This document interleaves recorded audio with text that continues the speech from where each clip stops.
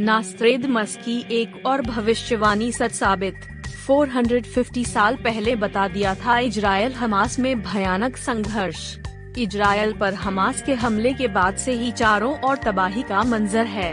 अब तक 600 से अधिक इजरायली नागरिक मारे जा चुके हैं। वहीं इजरायल ने भी हमास के खिलाफ जवाबी कार्रवाई का ऐलान कर दिया है। इस बीच दावा किया जा रहा है कि नास्त्रेदमस ने इस घटना का जिक्र 450 साल पहले ही कर दिया था, जैसे ही इजरायल ने हमास के खिलाफ युद्ध की घोषणा की।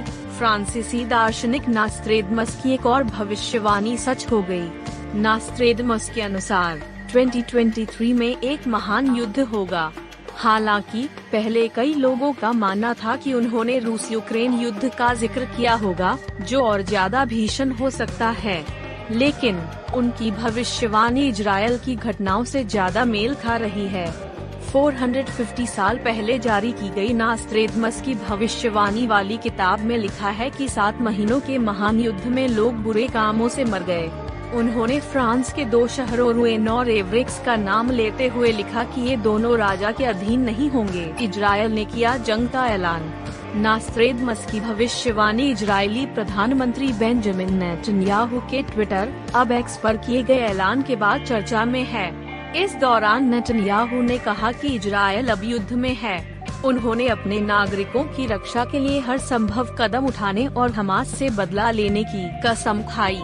नेतन्याहू ने कहा कि इजरायली डिफेंस फोर्सेज पहले ही कार्रवाई शुरू कर चुकी है। इजरायल पर हमला करने वालों, निर्दोष इजरायली नागरिकों की हत्या में शामिल आतंकवादियों को अपने किए का फल भुगतना पड़ेगा। हमास ने शनिवार को इजरायल पर जबरदस्त हमला किया।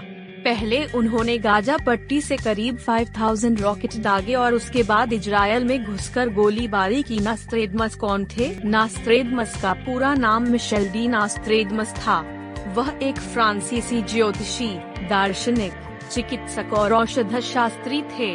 उन्हें उनकी पुस्तक लेस प्रोफेटीज के लिए जाना जाता है, जो 942 काव्यात्मक यात्राओं का संग्रह है जो भविष्य की घटनाओं की भविष्यवाणी करती है।